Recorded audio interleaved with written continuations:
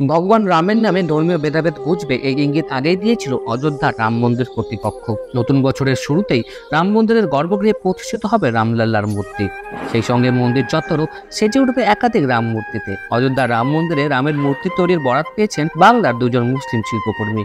আপাতত মূর্তির তৈরি ও অযোধ্যা পাঠানোর কাজে ব্যস্ত তারা দুজনেই। এই দেশের সম্প্রীতির বন্ধনে কখনো কোনো নজির গড়ে উঠেছে, আবার সেই একই রকম নজিরে গড়ে উঠেছে এই রাম মন্দির। শুধু দেশও নয়, সমগ্র বিশ্বের কাছে চমক হতে চলেছে রাম মন্দির।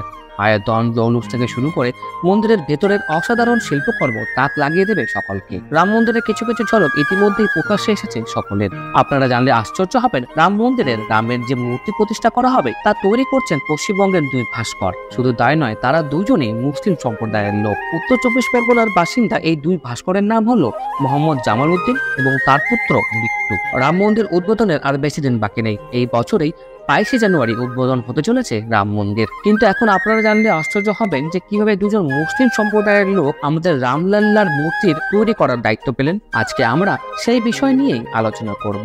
বাবা ও ছেলে শিল্প কাজের নমুনা প্রকাশিত হয়েছিল অনলাইনে, আর তার মাধ্যমেই অযোধ্যার রামের মূর্তি নির্মাণের বরাতটা এসেছিল তাদের কাছে। মোহাম্মদ জামাল উদ্দিন বলেন, মাটির তুলনায় ফাইবারের মূর্তি সবসময় খরচ সাপেক্ষ, তবে আউটডোর ইনস্টলেশনের ক্ষেত্রে ফাইবারই খুব ভালো।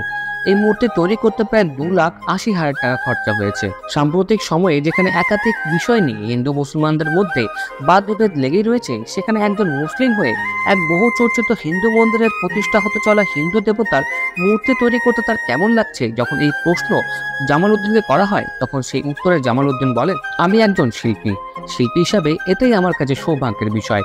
সাম্প্রদায়িক বিভেদের এই পরিস্থিতিতে আমাদের একে অপরের সঙ্গে মিলেমিশে থাকতে হবে। প্রত্যেকের কাছেই ধর্ম হলো তার ব্যক্তিগত বিষয়। এই দেশে বহু মানুষই রয়েছে যারা বিভিন্ন ধর্মতে বিশ্বাসী। আমি ভগবান রামের মূর্তি তৈরি করতে পেরেছি, এটি আমি খুবই আনন্দিত। জামাল উদ্দিন আরো জানিয়েছেন, শুধু রাম নয়, এর আগেও তিনি দুর্গা, জগদ্ধাত্রীর মূর্তি তৈরি করেছেন, সেগুলি খুবই জনপ্রিয়তা পেয়েছিল। জামাল উদ্দিন মূলত ফাইবারের মূর্তি তৈরি করেন, আর একটি ওয়ার্কশপও রয়েছে তার। জামাল উদ্দিন জানিয়েছেন, একটি প্রমাণ মাপের ফাইবারের মূর্তি তৈরি করতে নিযুক্ত থাকেন 30 থেকে 35 জনের একটি দল। প্রায় 1 থেকে 1.5 মাস সময় লাগে এরকম একটি মূর্তি বানাতে। সাইজের সঙ্গে জড়িত সূক্ষ্ম কারুকার্যের উপর নির্ভর করে তার দাম। প্রসঙ্গত দীর্ঘ আন্দোলনের পর মিলেছিল বিতর্কিত জমিতে রাম মন্দির তৈরির অনুমতি, আর তারপর থেকে রাম জন্মভূমিতে রাম মন্দির প্রতিষ্ঠা করার দিকে নজর দিয়েছিল ওটা হিন্দু সম্প্রদায়ের লোক। লোকসভা নির্বাচনের আগেই ভক্তদের জন্য খুলে দেওয়া হবে রাম মন্দিরের দরজা, আর এর আগেই মিলল এত বড় একটি মন ভালো করে দেওয়ার মতো সম্প্রীতির বার্তা। রামলাল্লাকে নিয়ে আজকের এই ভিডিওটি আপনাদের কেমন লাগলো? যদি ভালো লেগে থাকে তবে কমেন্টের মাধ্যমে আমাদের অবশ্যই জানাবেন, এবং কমেন্টে জয় শ্রীরাম লিখতে ভুলবেন না, এবং লাইক, ফলো এবং সাবস্ক্রাইব করতে ভুলবেন না।